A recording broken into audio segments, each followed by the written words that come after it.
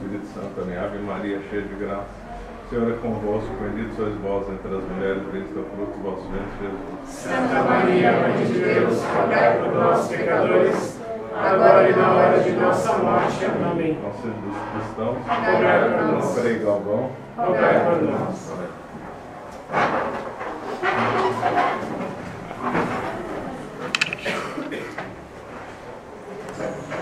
Então hoje nós vamos tratar aí do regime militar, uma aula que eu já dei faz uns 3 anos, mas como ninguém lembra, né? Então, mas só foi a primeira vez. Eu lembro.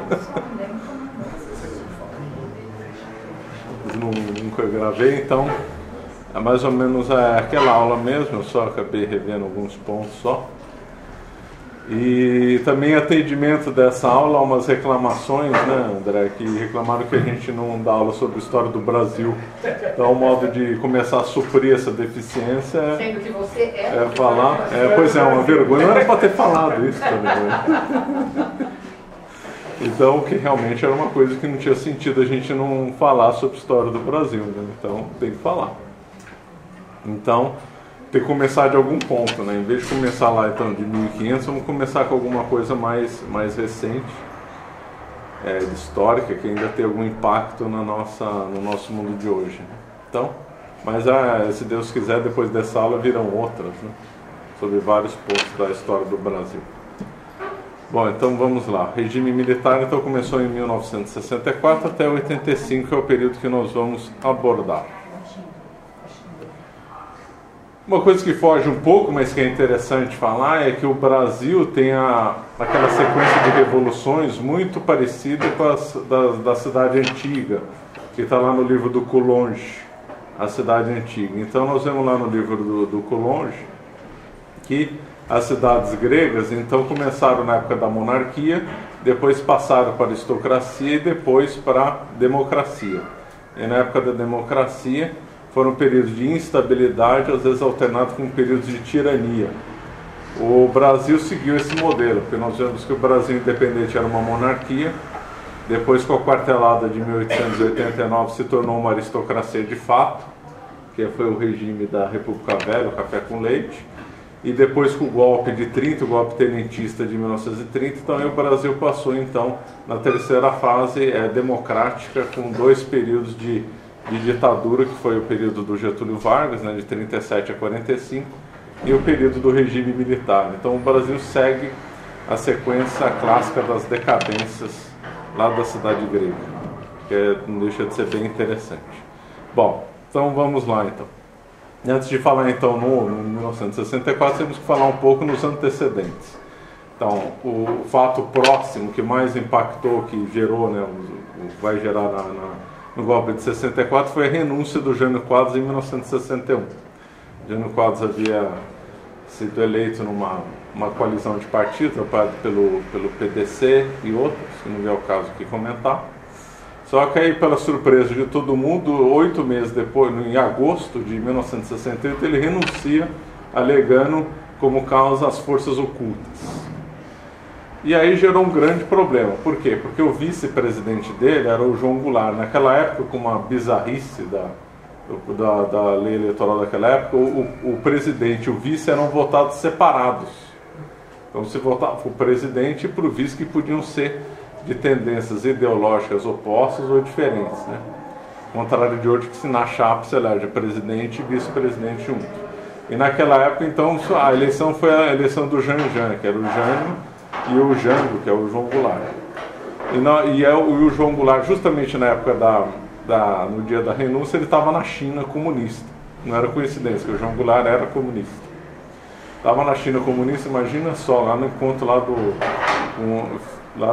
recebido pelo PCC, o Partido Comunista Chinês, durante o governo do Mao Tse Tung, criminoso, ele estava lá, encantado lá com as maravilhas da China. Então, e aqui no Brasil, com a renúncia, muitos militares e também lideranças civis estavam contra a posse do João Goulart, justamente por ele ser comunista. Então, os aliados do João Goulart pediram para ele atrasar a volta para o Brasil. De fato, ele atrasou bastante, passeou bastante pela Europa, América Central, até ficar no Uruguai, esperando o momento de voltar. E ali naquele toma posse, não toma, alguém lá teve uma ideia, foi um mineiro que teve uma ideia de introduzir o parlamentarismo no Brasil. E aí o João Goulart ia ser o presidente, que ia ser uma fachada, e quem ia governar de fato seria o primeiro-ministro. O João Goulart aceitou sem saber do que se tratava, a ponto de quando ele resolveu tomou posse, ele já queria nomear os ministros. Aí alguém teve que puxar com ele, quem manda não é você, é o Tancredo Neves. Quer dizer, ele não assinou, ficou totalmente perdido nas circunstâncias. E aí, de fato, o Brasil foi parlamentarista durante 2 anos. Teve 3 primeiros ministros, o Tancredo Neves, o Brochado da Rocha e o Hermes Lima. Esse parlamentarismo foi extremamente impopular no Brasil. Ninguém gostava, nem o João Goulart, nem esquerda, nem direita, ninguém gostou do parlamentarismo. Então, achou-se por bem fazer um plebiscito para o povo escolher se ia manter o parlamentarismo ou voltar ao presidencialismo. E o presidencialismo venceu com uma ampla maioria. E aí venceu, aí de fato, então começou o governo do João Goulart em 1963. E o ambiente partidário daquela época era bem diferente de hoje, com uma tendência hoje olhando muito mais anticomunista do que os de hoje, né? Depois eu vou comentar com isso. Os principais partidos eram o PSD, a UDN e o PTB. Essa sigla não tem nada a ver com as siglas de hoje. Tem o PSD por aí, mas não tem nada a ver com o PSD de antigo. A UDN não tem mais, e o PTB também era outro PTB, embora mantenha o mesmo nome. Havia outros partidos secundários, como o PSP, do Adhemar de Barros, e o PDC. Curiosa, a UDN era o mais de direita, o PSD era o de centro, e o PTB mais de esquerda. Só que eu lembro, o panorama político era mais à direita naquela época do que hoje. Hoje talvez o PSD seria tido como de direita e o UDN de extrema direita. O PTB seria mais ou menos o que seria hoje o PSDB.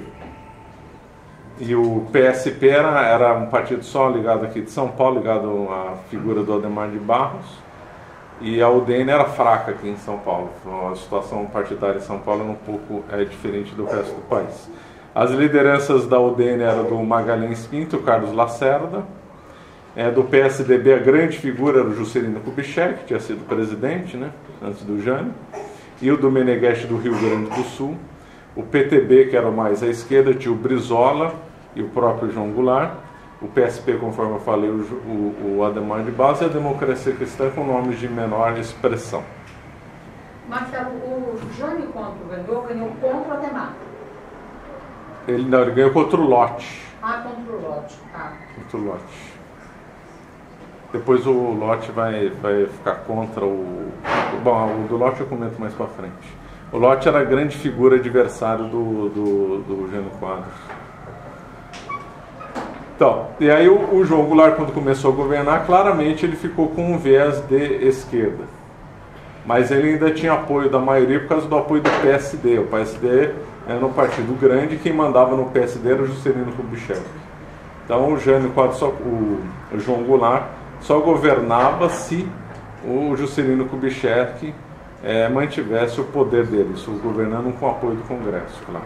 Então, antes de começar de falar de 64, falar um pouco da divisão do comunismo e da infiltração comunista nas Forças Armadas. O comunismo internacional já tinha tido uma divisão nos anos 50 da União Soviética e na China. Depois havia uma outra divisão entre massismo e militarismo. Uns defendiam a ação militar pura e simples, as guerrilhas puras e simples, e outros defendiam que tem que ter o apoio das massas primeiro para tentar uma revolução. E ainda a divisão maior e mais importante, claro, do marxismo cultural com o marxismo clássico, né? E esse movimento comunista também se infiltrou, infelizmente, nas Forças Armadas, e quem comenta isso é até o Frota. O Frota dá aí alguns exemplos. Então, e no dia da vitória escreveu Ideais Traídos, um livro que vale muito a pena ler, que ele comenta ali os bastidores, na época do atrito que ele teve com o Geisel. Eu vou comentar depois. Então, o Estilar, que era um militar com fama de ser marxista, quando ele foi eleito presidente do Clube Militar, tentaram hastear bandeira com foice e martelo lá no Clube Militar, lá no Rio de Janeiro. Então, já havia uma infiltração comunista em 2 focos principais, na Escola Militar do Realengo, no Rio de Janeiro, e no Colégio Militar de Porto Alegre. Os movimentos do Brasil Militar sempre tiveram foco ou em um ou em outro, ou nos 2. Então, a título de exemplo, o Colégio Militar de Porto Alegre teve Getúlio Vargas, Dutra, Lamarca, que era um terrorista, e o Luiz Carlos Prestes, famoso comunista da coluna Prestes. E lá do Rio de Janeiro, Castelo Branco, ele era cearense, mas fez a carreira lá no Rio. Então, vou comentar depois. Quem era comunista era o Prestes, né? O Costa Silva, Médici, Gás e o Figueiredo no Realengo. Então, ou era do Realengo ou era de Porto Alegre.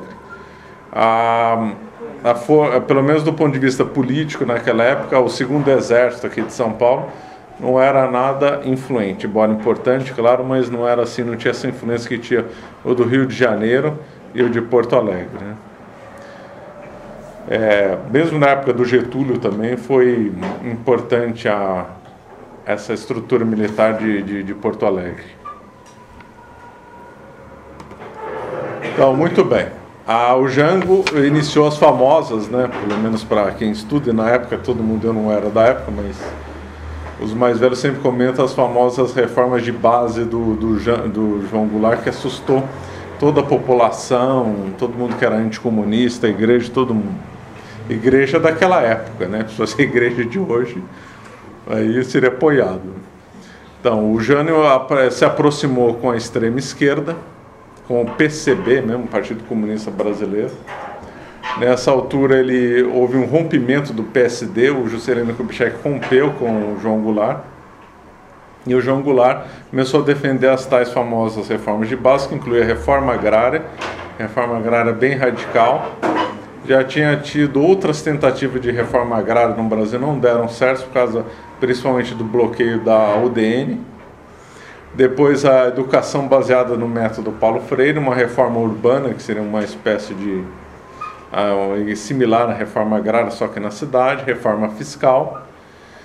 E todas essas reformas de base foram interpretadas como que o Jango queria então levar o Brasil para o comunismo. E aí o que motivou realmente o golpe de 64 foram os discursos que ele fez e esses movimentos que estão aí. O comício da Central do Brasil, no dia 13 de março de 1964, assustou muita gente. Central do Brasil, lá a estação ferroviária do Rio de Janeiro, né? Mas na realidade essa Central do Brasil, na verdade, foi levantada demais para quem estava apostando no Jango. Por quê? Porque os próprios organizadores disseram que foi um fracasso e os jornais disseram que foi um sucesso.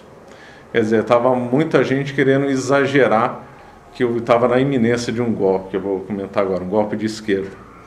Depois teve a revolta dos marinheiros, em 28 de 3 de 1964, que o João Goulart não reprimiu. Então, foi uma coisa que os generais e gente das mais para coronéis, generais, acharam absurdo não ter essa repressão.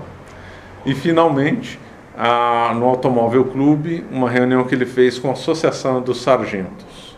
Então, todo mundo comentava que o João Goulart estava preparando um golpe comunista com apoio de certos setores das Forças Armadas.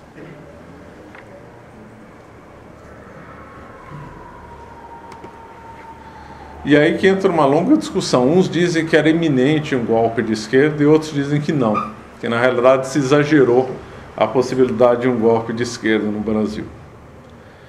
Então, os argumentos que não seria possível ter dado um golpe de esquerda no Brasil são esses. A esquerda estava dividida, eles não se entendiam lá, e mesmo durante o governo militar, a esquerda não se entendia, como depois nós vamos comentar.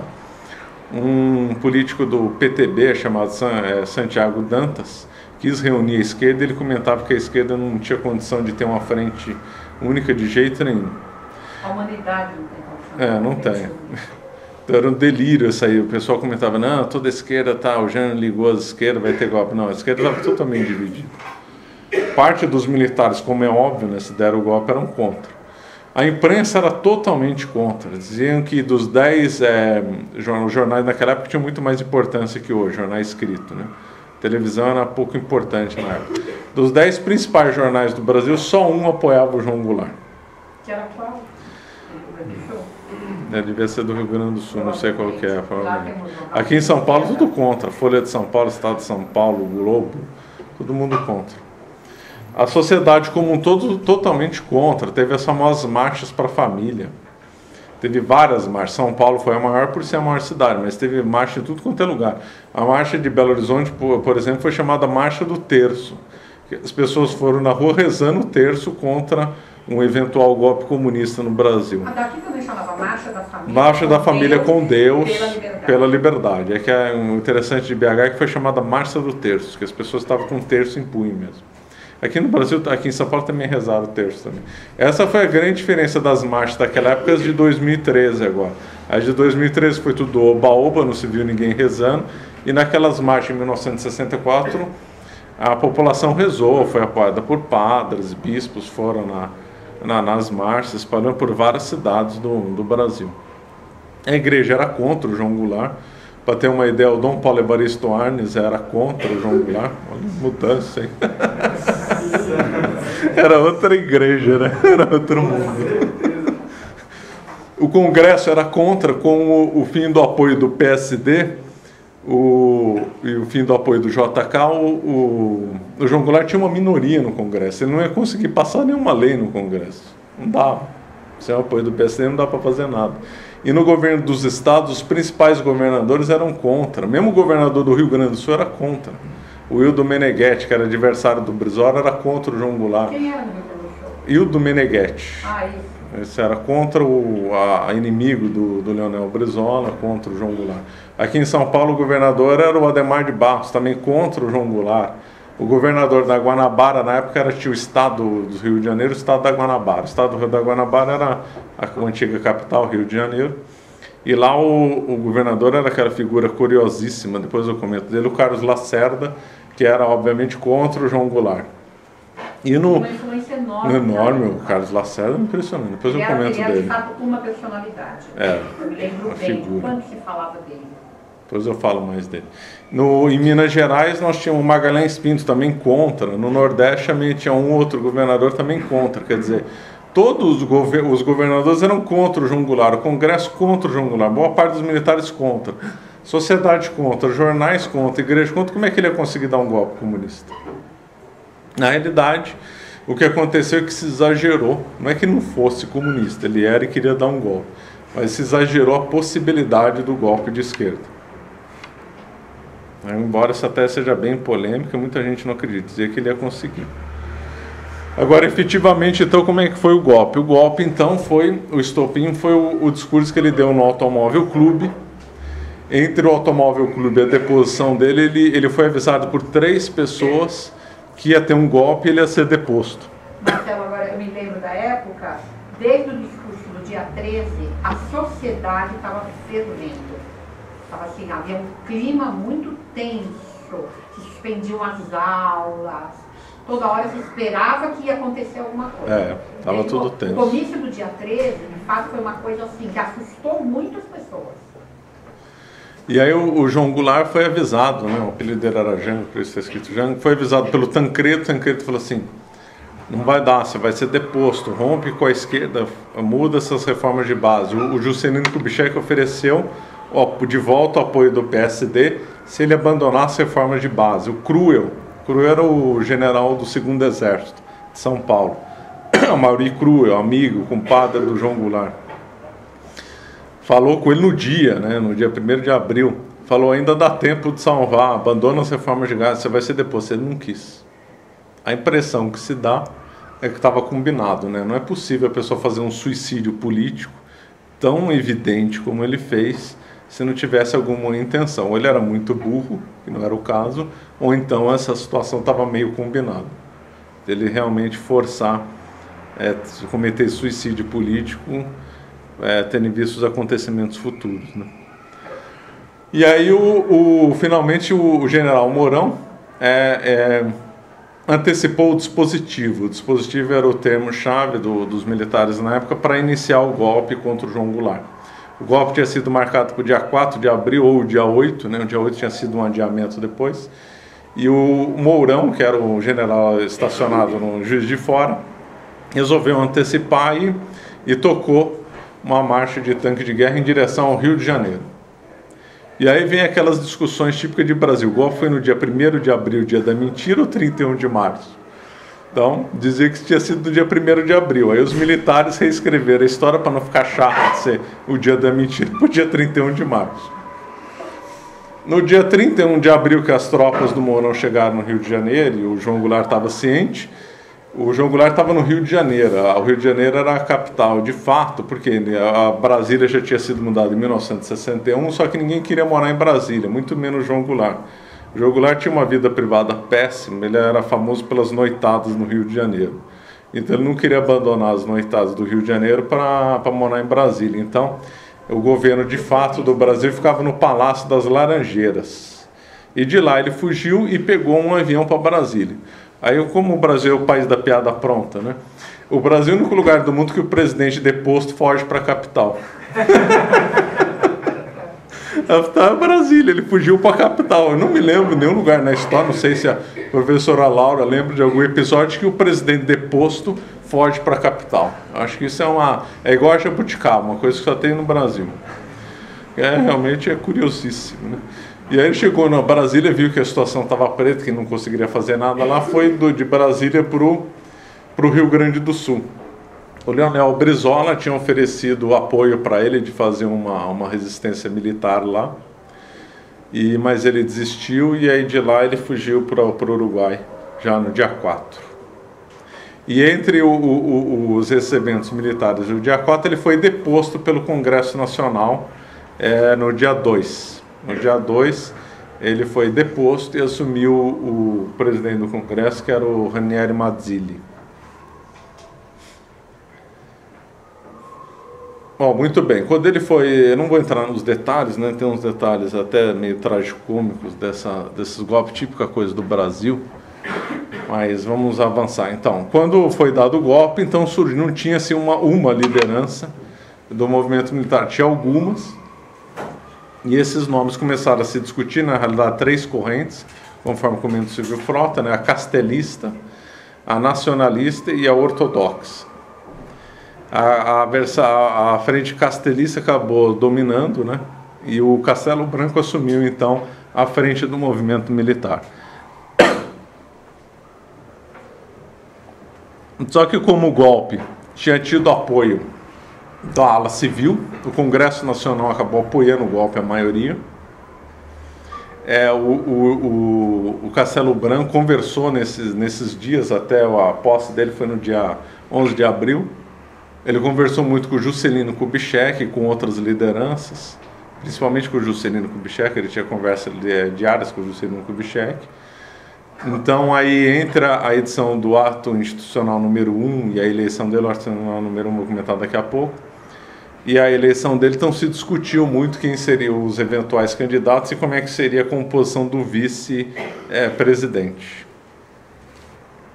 E aí se acordou, então, que teve uma votação direta.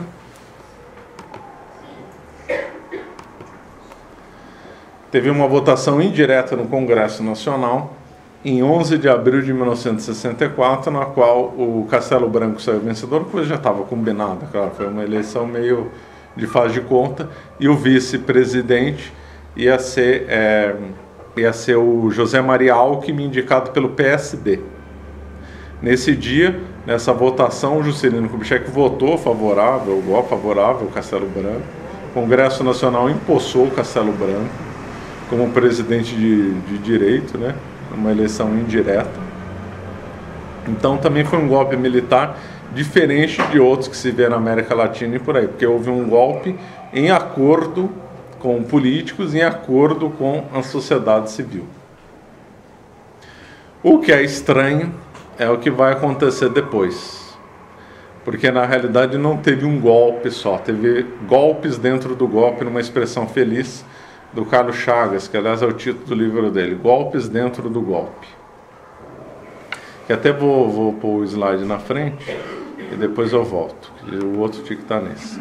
Na realidade, o que nós temos é golpes dentro do golpe, porque o combinado naqueles primeiros dias de abril de 1964 era o presidente, os militares, continuarem o mandato do João Goulart e convocar eleições.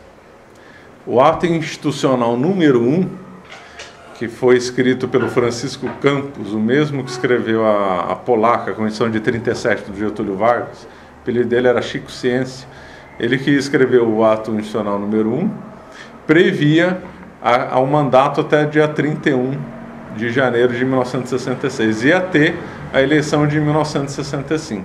Ia manter a Constituição de 1946. Esse era o combinado nos primeiros dias de abril. E aí entra uma sequência de atos institucionais que são verdadeiros golpes dentro do golpe. Então aí na sequência, só para demonstrar essa tese, né, teve o ato institucional número 2, que fez as eleições, mudou. Já não vai ter mais eleição em 65, vai ser em 66. E vai ser indireta. E pior, extinguiu os partidos políticos e criou duas ficções, que é a Arena e o MDB, que depois eu comento. Depois tivemos o ato institucional número 3, eleições indiretas nos estados. Depois o AI-4, convocação de uma Assembleia Constituinte, que também não estava combinado. Depois o lendário AI-5 e depois o AI-12, que depois eu comento esses outros dois na sequência. Então nós tivemos, na realidade, golpes dentro do golpe.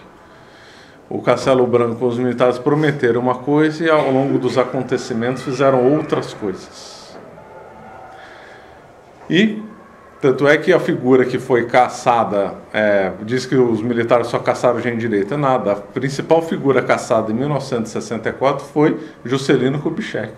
Juscelino Kubitschek foi caçado pelo Castelo Branco. Por quê? Porque ele era o político mais popular do Brasil. As pesquisas de opinião pública davam que ele era o candidato favorito para ganhar em 1965, disparado.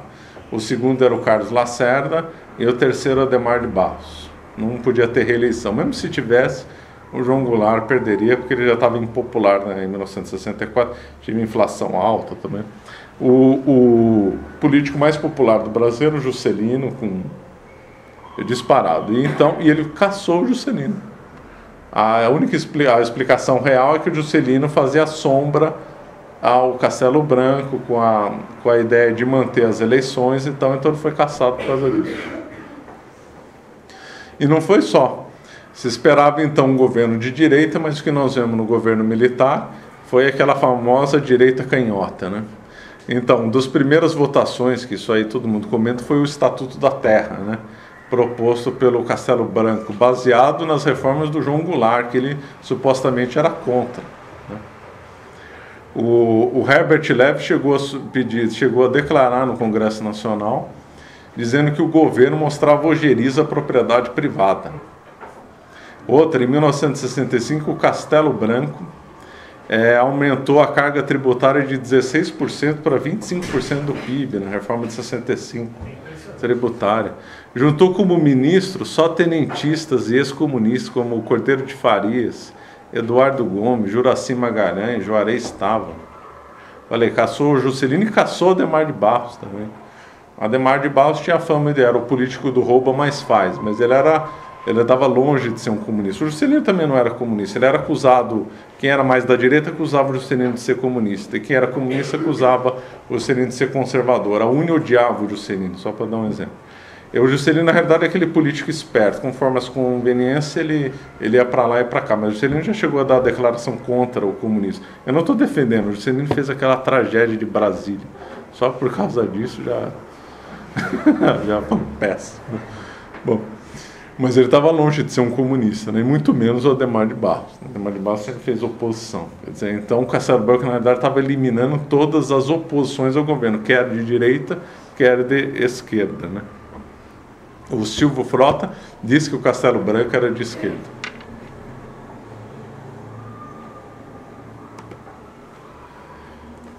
Bom, golpes dentro do golpe já vimos. E um exemplo claro de típica coisa de governo socialista. O caso Panair do Brasil. Panair era a melhor companhia aérea do Brasil, uma das melhores do mundo. A Panair tinha aeroportos, tinha radares, era de longe a melhor companhia, tido como uma das melhores companhias do mundo. Por exemplo, o tráfego aéreo da Venezuela ou da Colômbia, agora não lembro, era feito em cima dos radares da empresa, lá, de tão eficiente que ela era.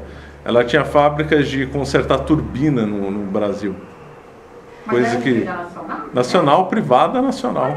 Excelência. Não, devia ter a Panair americana, essa aqui era a Panair do Brasil. Ah, tá. E os militares cismaram de intervir na Panair. Chegaram a alterar a legislação para prejudicar a Panair. Tem um livro contando justamente isso, eu esqueci o nome do autor, mas é fácil pesquisar.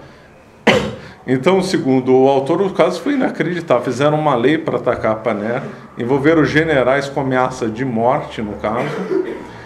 Aviões na pista da Panair foram proibidos de decolar. Teve uma verdadeira intervenção na Panair, completamente irracional, sem base nenhuma.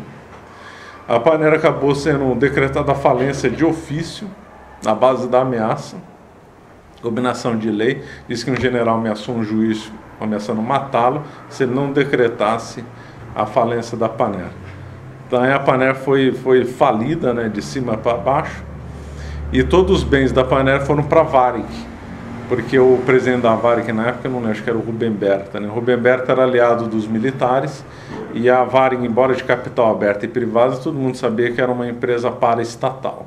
E aí simplesmente a Varig herdou boa parte dos aviões da Panair, toda a excelência da Panair ficou para a Varig.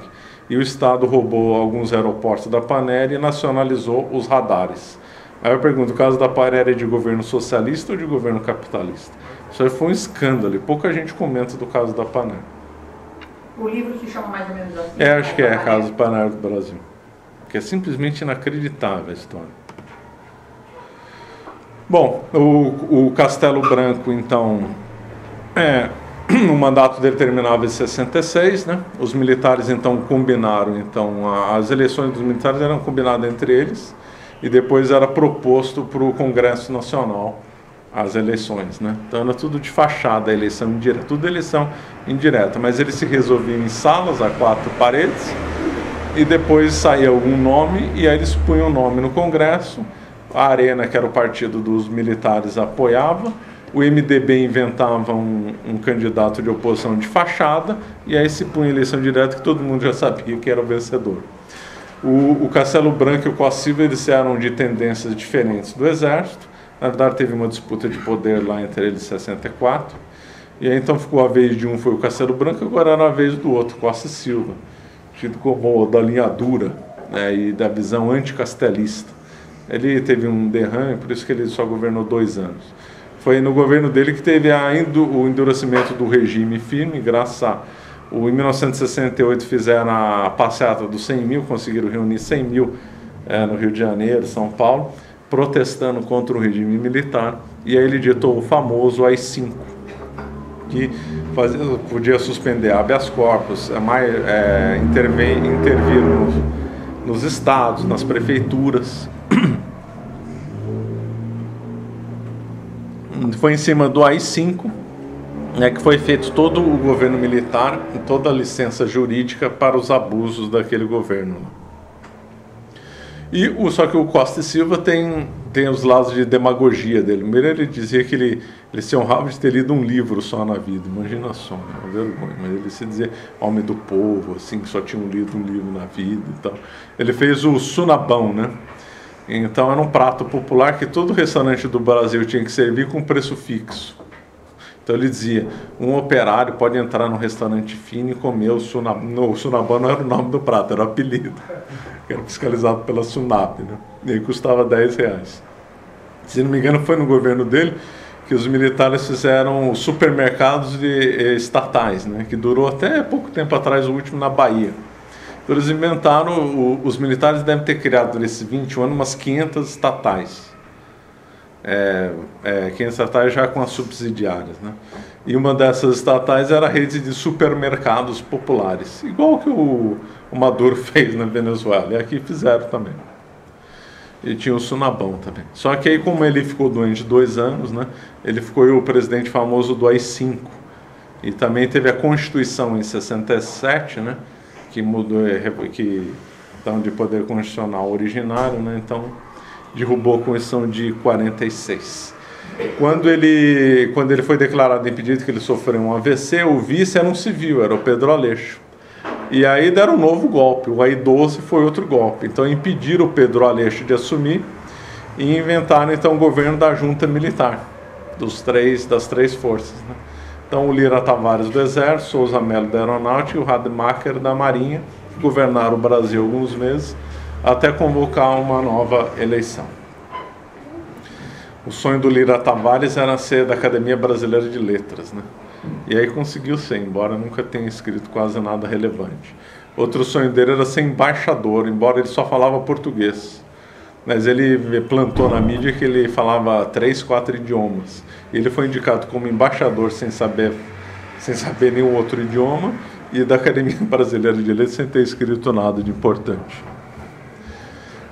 E assim era o Brasil da época. Bom, aí poderiam falar, os militares então estavam combatendo as guerrilhas e aí o Brasil não ficou comunista por causa das guerrilhas. Olha, achar que aquelas guerrilhas do Araguaia, do Caparaó e aquelas guerrilhas urbanas iam conquistar o Brasil de um delírio completo.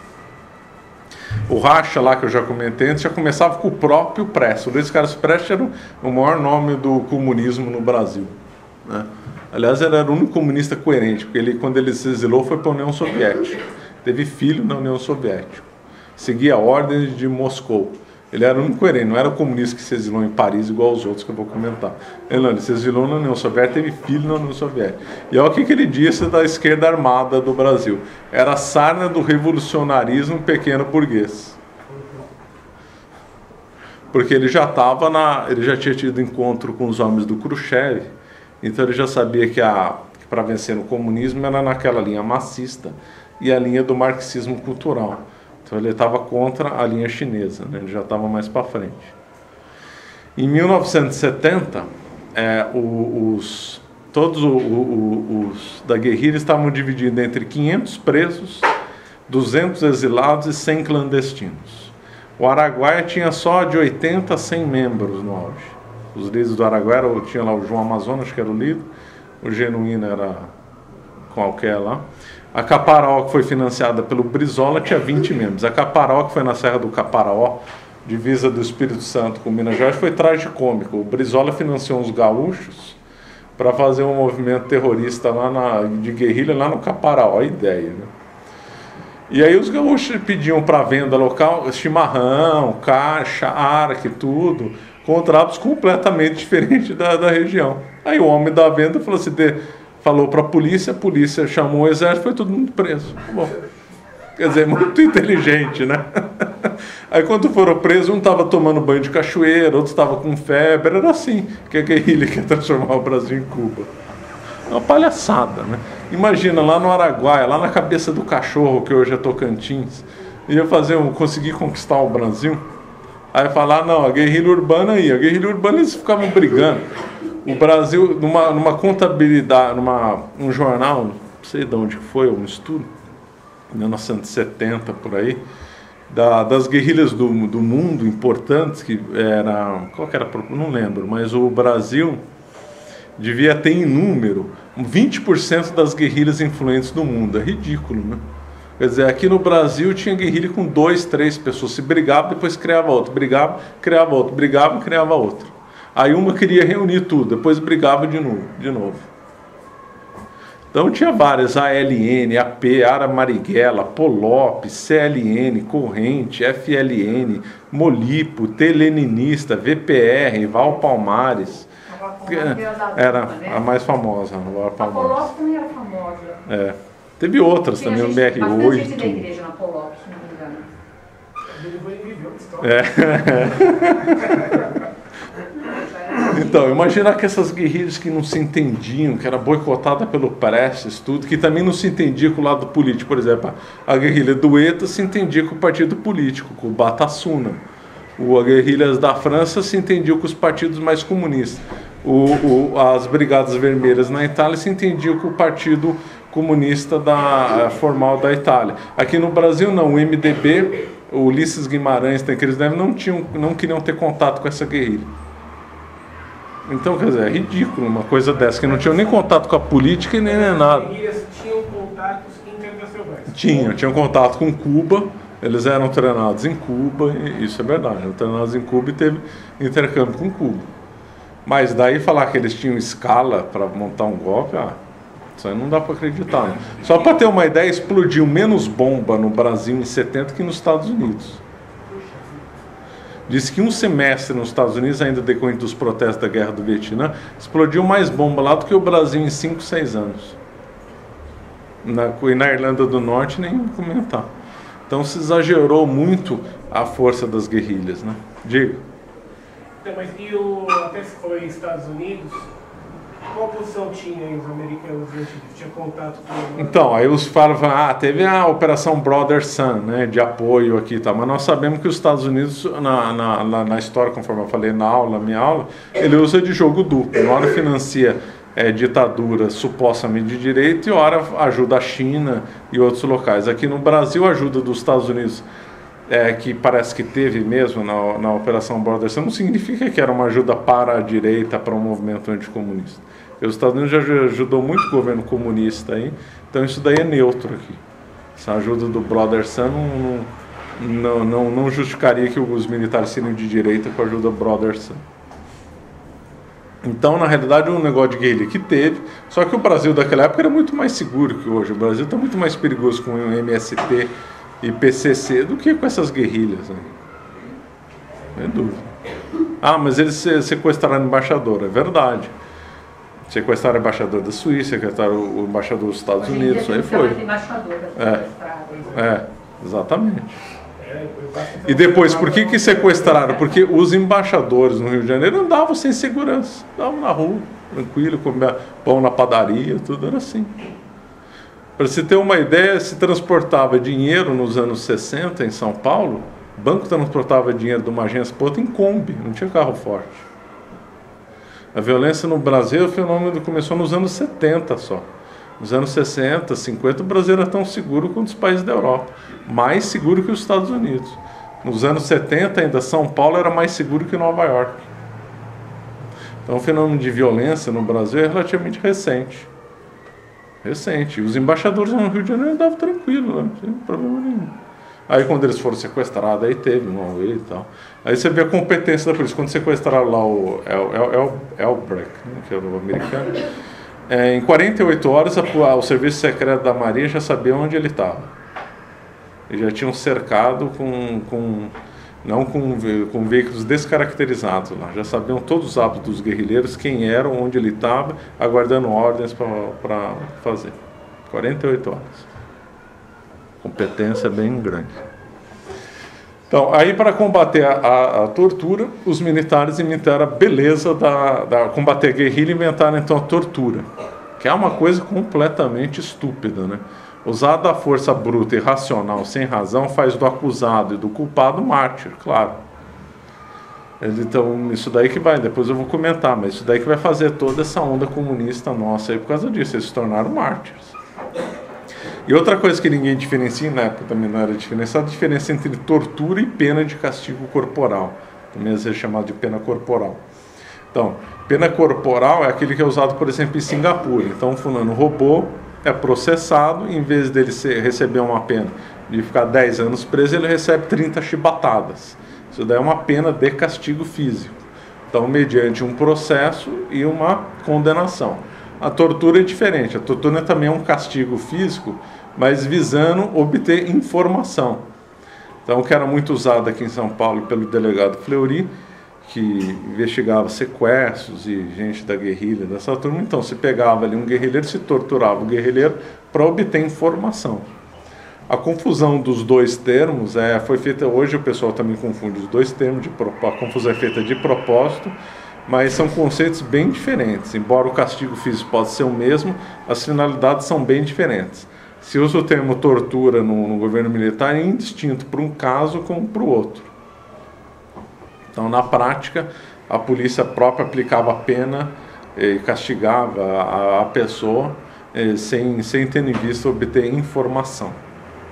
Ou, ora, como o delegado Fleury fazia, se utilizava de castigo físico para obter informação. Então se usava os dois, as duas coisas, e aí se fez essa confusão.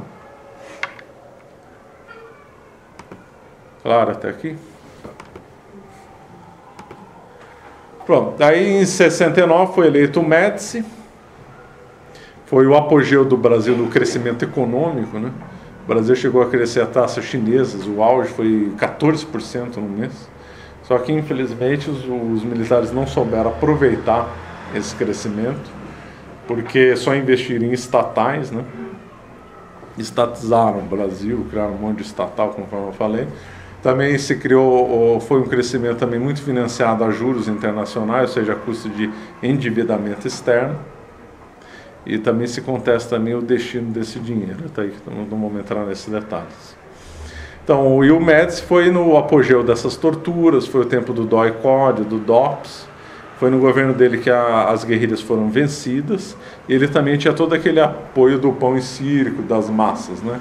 Então ele fomentou o futebol, o Brasil foi tricampeão durante o governo dele, e ele adorava slogans, né? Então tinha o slogan, pra frente Brasil, Brasil ame ou deixo, você constrói o Brasil, ninguém segura o Brasil conte comigo. Um monte de slogan ridículo que era fomentado para lá e para cá. Desse também foi a época do INCRA, do PISA, do Mobral, né? Todas coisas bem demagógicas no governo dele. Marcelo, que corrupção? Então, nenhuma desses militares. O único que talvez possa acusar é do Geisel. Um deles nenhum. O Hélio Gaspari, na obra dele de 4, 5 volumes, não acusa nenhum deles de corrupção. O Médici já era rico de família. Tem conta até uns casos pitorescos dele, o Hélio Gaspari. Então o Médici ficou sabendo que o preço da carne ia subir. E ele tinha um sítio com um gado. Ele mandou vender o gado antes do preço subir para não se acusar de estar explorando o preço do gado. Esse é um exemplo que o Hélio Gaspari comenta. Nem o Costa Silva era, nem Castelo Branco, nem o Figueiredo. O Figueiredo tinha um sítio, um apartamento, e ficou com esse sítio e apartamento a vida inteira. O Geisel já seria mais suspeito. E os outros militares também não eram. O Goberi também não era. O que tinha corrupção era de médio escalão, né, desacordos. Teve aquele japonês que era corrupto, Shigeaki Ueki, esse sim. Shigeaki Ueki se moveu nas falcatruas da Petrobras, mas perto do PT é batedor de carteira, né? É um nível de PT, não é? O Shigeaki Ueki pegava comissões de petróleo e ficou muito rico, chegou a comprar um castelo na França. Nunca conseguiram pegá-lo, infelizmente. O caso da coroa Brastel depois, mas não era da cúpula. Bom, na época aí também tinha a vida do exilado, né? Então muita gente foi para o exílio, e aí o pessoal foi sofrer lá em Paris, Estados Unidos. Estados Unidos, comunista foi para os Estados Unidos? Pois é, né? É tudo esquerdista caviar. Em vez de se exilar na Albânia, Coreia do Norte, China, Vietnã, não. Muitos foram se exilar nos Estados Unidos, Serra, Brizola, Plínio Correia e o Gilberto Freire foram para os Estados Unidos. Paulo Freire, perdão, não Gilberto Freire. Paulo Freire foi para os Estados Unidos. Uma beleza, né? Comunista, exílio nos Estados Unidos. Muita coerência. Típico de esquerdista caviar, que é o que tem mais. Em Paris foi o Niemeyer, foi o FHC, e o curioso foi o Miguel Arraes, né? O Miguel Arraes chegou a publicar um livro, numa revista ele deu, era o circuito mais chique de Paris, era o circuito Miguel Arraes, os restaurantes que ele frequentava, cafés e tudo. É uma cara de pau tremendo, né? O Miguel Arraes tinha tido contato com os terroristas da Argélia, e aí teve uns contatos de falcatrua com petróleo, do qual eu não sei os detalhes, então ele conseguiu pegar uma parte e ficou muito rico.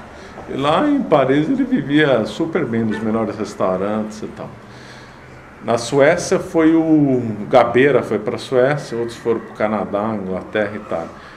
Aquele pessoal mais simplesinho, né?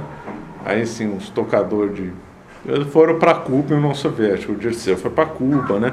O Luiz Carlos Prestes foi para a União Soviética, era o único coerente de todos. E tal. Agora comparando o exílio, por exemplo, dos exilados de Cuba, né? Essa turma toda aí teve exílio de primeira classe. Pegar, por exemplo, o Cabreira Infante, exilado. Fidel Castro deu golpe, ele teve que fugir. Ele fugiu para a Inglaterra, ele passou fome na Inglaterra com a Bela Infante. Por quê? Porque ele era um exilado de regime de esquerda e ele era anticomunista, então tem que sofrer, tem que apanhar, nenhuma universidade vai dar guarida para ele. Agora, quem é exilado de esquerda, de um governo supostamente de direita, aí então vai ter todas as bênçãos das universidades, tudo protegido, tudo e tal. Então, a vida triste de exilado em Paris. Após quando eles tiveram que voltar, muitos devem ter achado ruim. Pô, vou ter que abandonar Paris, né? O Miguel Arraes, com certeza, ele deve ter achado ruim, que ele tinha um vidão lá em Paris. O Miguel Arraes é o avô do Eduardo Campos, né? Bom, muito bem. Em 74, vai o pior dos presidentes do governo militar, o Ernesto Geisel. E ele teve o apoio da indicação dele por causa do irmão dele, Orlando Geisel, que era braço direito do Médici. O Médici e o irmão do Geisel decidiram a eleição numa sala, e aí o nome dele foi apontado para o Congresso, para a palhaçada da Arena e do MDB, e aí ele votou, ele se elegeu.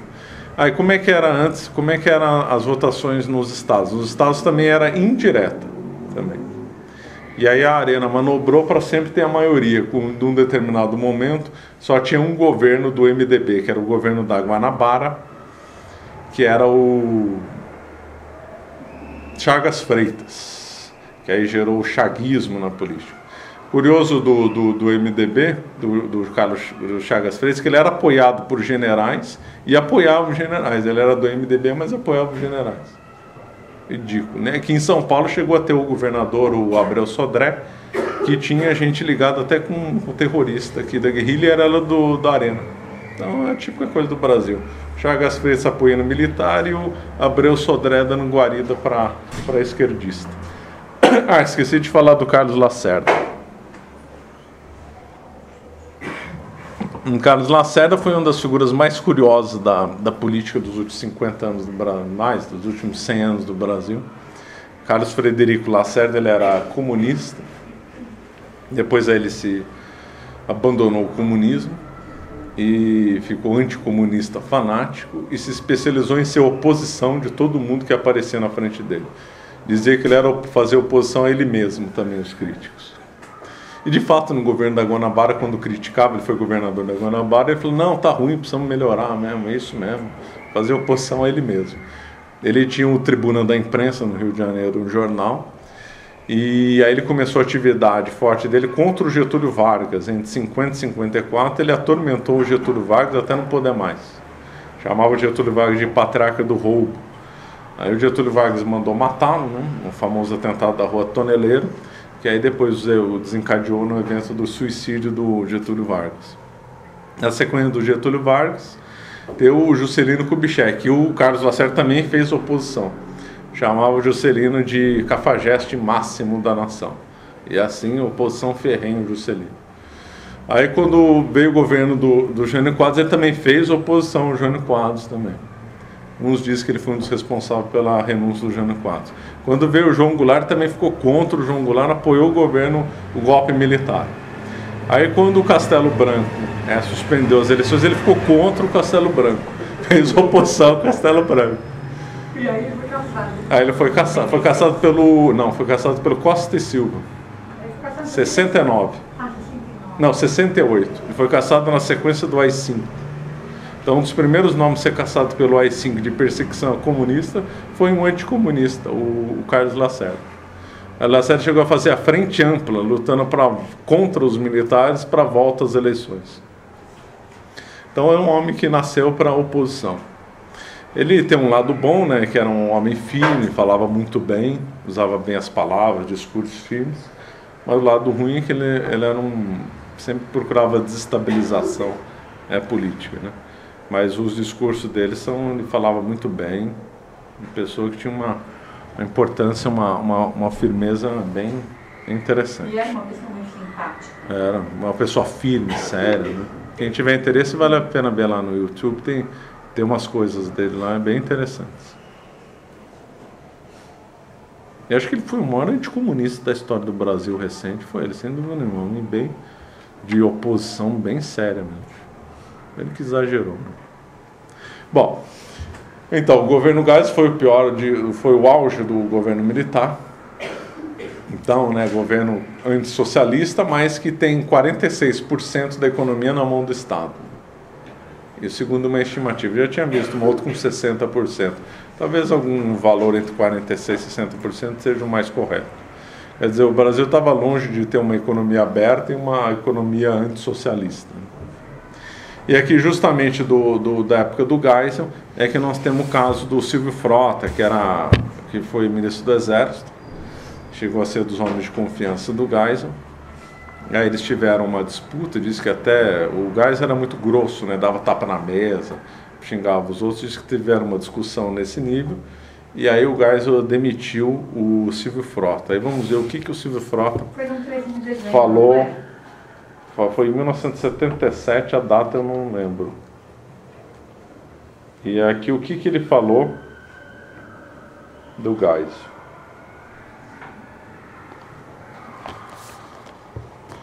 O Geisel fez um desenho para ele apontando que o governo dele, o governo do Geisel, tinha que estar na esquerda. Então ele confessou isso. E não só o Frota acusou o Geisel de ser socialista, como o melhor jornalista da época, Carlos Castelo Branco, acho que ele era primo distante do presidente, disse o seguinte do Geisel: vale a pena a esta altura aludir à caracterização do governo Geisel como um governo de centro-esquerda, embora isso espante alguns eleitores. E o Silvio Frota comenta que o Brasil naquela época estação na marcha a curto prazo para o socialismo e no longo prazo para o comunismo, e acusava vários militares e civis de serem criptossocialistas lá no governo.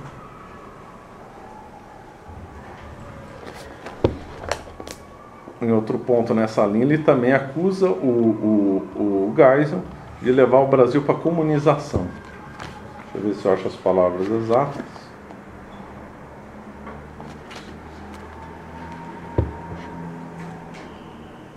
Então, uma pessoa, não sou eu que estou falando, é o Silvio Frota. Aqui, ele acusaram o Geisel de ser cúmplice na gradativa comunização do Brasil. Então, o Silvio Frota e outros perceberam que, na realidade, os militares levaram o Brasil para o socialismo. Está aqui, ó.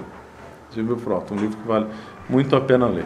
E, de fato, os fatos levam a isso mesmo, economia. Depois nós vamos fazer um panorama aí de ver isso. Mas, então, o governo Geisel foi o auge do estatismo. Ele dizia que ele era meio megalomaníaco, né? Ele era um luterano, ateu prático, dizia que todo rico era ladrão. Ele ficou rico, né? Então, deduz ligado ao petróleo também, né? Ele se tornou um especialista na era do petróleo e tal. E ele vai ser sempre marcado, né, por ter feito a lei do divórcio, numa manobra bem suja. De 1977, o divórcio tinha sido proposto em 74 ou 75, não tinha passado. E ele fez uma... o Carneiro. O Carneiro chegou a fazer umas 3, 4 vezes. Na década de 60, o Carneiro chegou em 58, 59, 60. O Carneiro chegou a propor isso e ele foi ridicularizado no Congresso Nacional. Enquadraram ele, falou: você está pensando o quê? Isso aqui é ridículo. E aí, mesmo com o governo, com o Geisel em cima, não passou. O Geisel teve que fazer uma manobra, dissolver o Congresso Nacional. O Congresso Nacional foi dissolvido 3 vezes durante os militares, 66, 68 e 77. O Geisel dissolveu, fez uma manobra de modo que a Arena tivesse uma porcentagem maior ainda do que tinha, e aí ele colocou os famosos senadores biônicos, como foram apelidados pela imprensa. Então ele indicou senadores, o próprio Poder Executivo indicou os senadores para formar uma ampla maioria para aprovar o aborto e outras medidas. E aí, com essa manobra suja, o divórcio. É que uma coisa acaba atacando a família, uma coisa acaba levando a outra na sequência. Se a gente for ver a história do ataque à família, vai culminar no divórcio. É bem interessante a sequência. Começou lá em 1891 com um casamento civil, né? E aí vai vindo. Então, um grande golpe foi essa lei do divórcio. Então, com essa manobra suja, chamado Pacote de Abril de 1977, aí ele conseguiu, a maioria conseguiu aprovar, então, o divórcio. Que foi o efeito imediato, os jornais falaram: não adiantou nada e tal. mas foi uma bomba de efeito retardado que ajudou a destruir a família no Brasil, claro. No governo dele também vai ficar sempre famosa aquela figura obscura, né, o chamado, que era a eminência parda do governo militar, que era o Golbery do Couto e Silva, uma das pessoas mais misteriosas que já andou no poder no Brasil. Ele tinha vários apelidos, como Satânico Dr. Gol, Bruxo, e apelidado pelo Glauber Rocha de Gênio da Raça. O Glauber Rocha era comunista, hein, do cinema. Esse Golbery do Couto Silva era ligado à Escola Superior de Guerra, ele era um castelista, e ele tinha escrito o discurso de posse do Tancredo Neves como primeiro-ministro, depois escreve o discurso de posse do Castelo Branco. E ele vai ser o grande ideólogo do Castelo Branco, do Geisel e do Figueiredo. Ele era adversário político do Médici e do Costa e Silva. É uma figura extremamente misteriosa, que alguns dizem que ele que criou o Lula, né? Diz que ele teria confessado, eu fiz o Lula. Ele era obcecado com técnicas de controle de massa e tal. Então ele teria visto que tem que ter alguma liderança de massa no Brasil. Uma figura que quem quiser estudar talvez valha a pena, ligada à Escola Superior de Guerra. Outra coisa bem simbólica do governo que foi a demolição do Palácio Monroe. Era um palácio lá do Rio de Janeiro, construído na época do café com leite, pela aristocracia. Como o Geisel tinha ódio à aristocracia, principalmente a aristocracia paulista, todos os militares tinham. O Getúlio tinha ódio, o Castelo Branco tinha ódio, o Geisel tinha ódio da aristocracia paulista, ou que pelo menos ele achava que era, ou ela como símbolo, mandou demolir o Palácio Monroe, que foi uma excelência de engenharia. Esse Palácio Monroe foi construído, levado para os Estados Unidos para uma exposição universal, desmontado e voltou para o Brasil. Uma obra de engenharia impressionante. E aí ele mandou demolir, porque era um exemplo da velha aristocracia, agora o Brasil era das massas, era popular e tal. Então tem que demolir. O que fizeram no lugar? Nada. É uma praça lá. Acho que chama até Praça Gandhi lá. Se chama Praça Gandhi no simbolismo bem grande. Aí estão cultuando nada lá. De um palácio que tinha um símbolo bonito. Podia acusar a arquitetura dele de ser rococó, não vou. Mas era um símbolo interessante, que pelo menos ficou mais bonito que ter uma praça lá no meio. E fora de ser um sucesso. É uma beleza, né? Bom, o Geisel então indicou como sucessor Figueiredo, João Batista Figueiredo, um homem com uma aparência bem grosseira, mas ele não era burro. E o Geisel já tinha preparado o Brasil com uma abertura política, que dizia lenta, gradual e segura. E aí o Figueiredo então iniciou a abertura política, cujo grande marco foi uma das leis mais criminosas e absurdas da história do Brasil, chamada Lei da Anistia, que, como o próprio nome diz, anistiou torturadores e terroristas e guerrilheiros. Foi uma lei completamente criminosa. Nessa sequência da Lei da Anistia, teve como consequência a legalização de partidos, surgiram 6 partidos, PT, PTB, PMDB, PP, PDS, PDT. O PP depois virou PMDB de novo. O PP era do Chagas Freitas. Durante o governo do Figueiredo teve uma forte crise econômica, toda aquela abundância de crescimento que o Brasil teve no ano do Médici, aí veio a conta para pagar.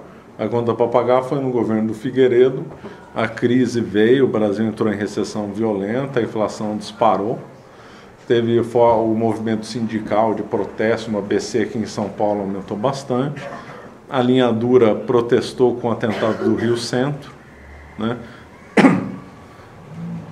Mas o Figueiredo acabou protegendo os envolvidos. Na preparação teve a emenda Dante de Oliveira, de eleição, em 1984, que não passou. E aí finalmente veio então a eleição indireta em 1985.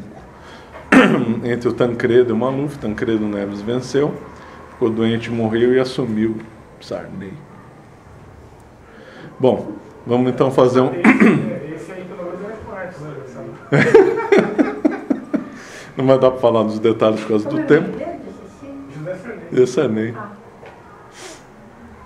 Vamos ver um panorama dos militares. Mas como é que eu falo que os militares são socialistas e combateram a guerrilha? Bom, combateram a guerrilha, mas deixaram o marxismo cultural avançar a passos largos, né? Durante o governo dos militares teve a popularização da televisão, que ajudou a destruir o Brasil.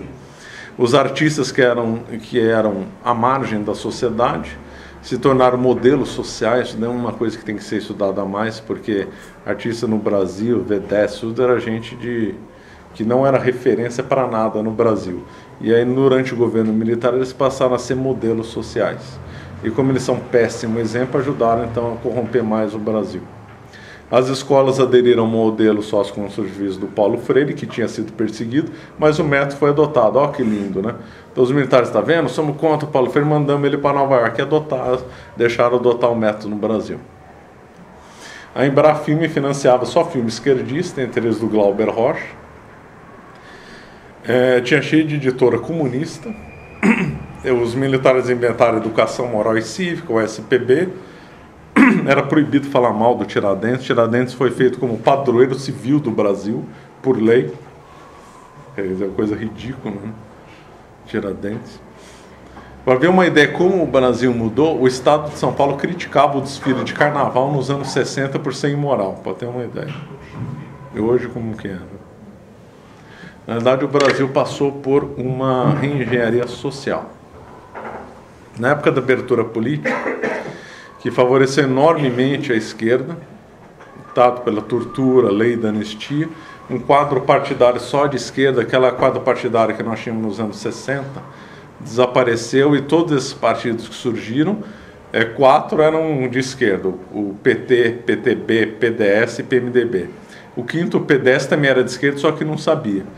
Então nós tínhamos 5 partidos de esquerda, 4 declarados e um que era e não sabia.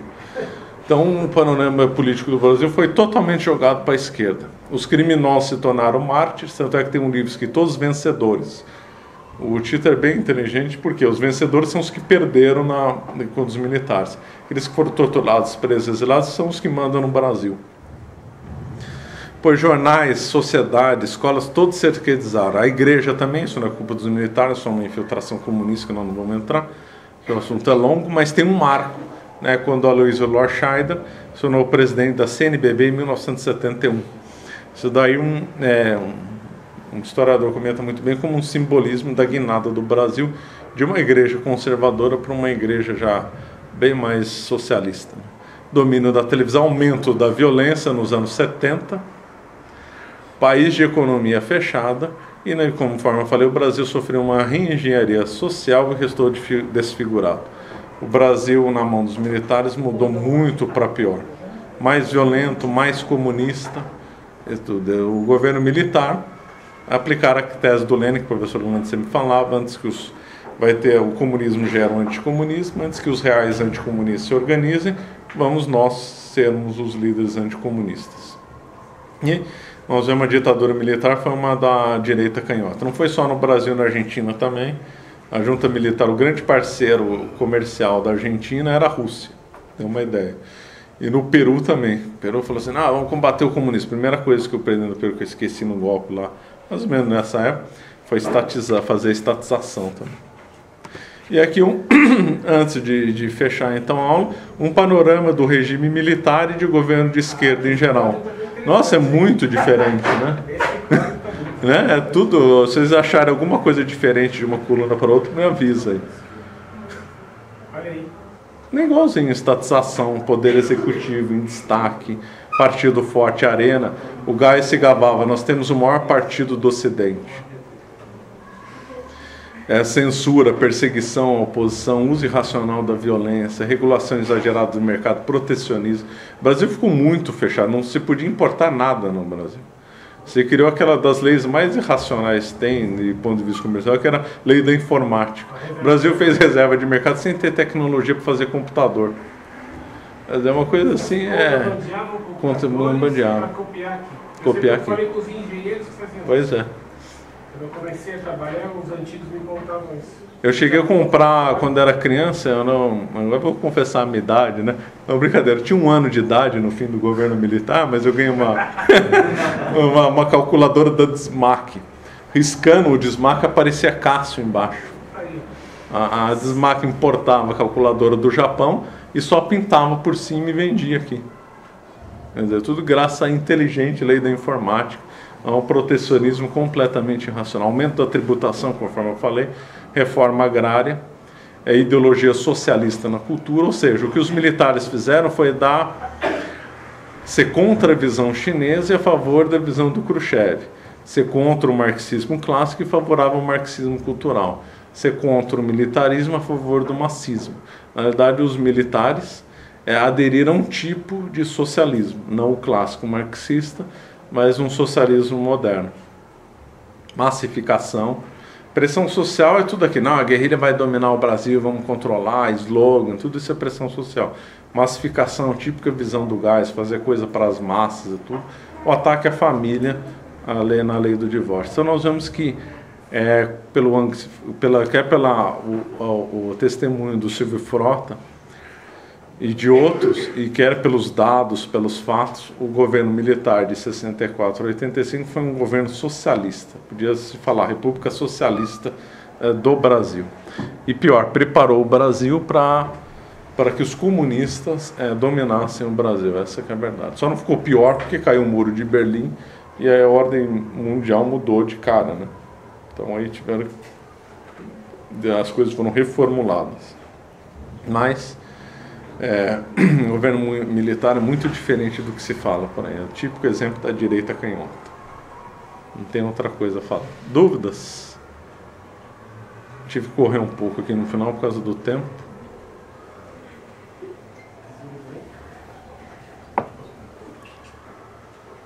Marcelo, outros regimes militares na América Latina foram assim também? Também, com exceção do Pinochet, né?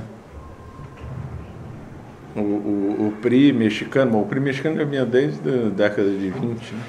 Era de direita, mas era totalmente estatizante, atacava a família, proibido por crucifixo nas escolas, nas repartições públicas, um horror.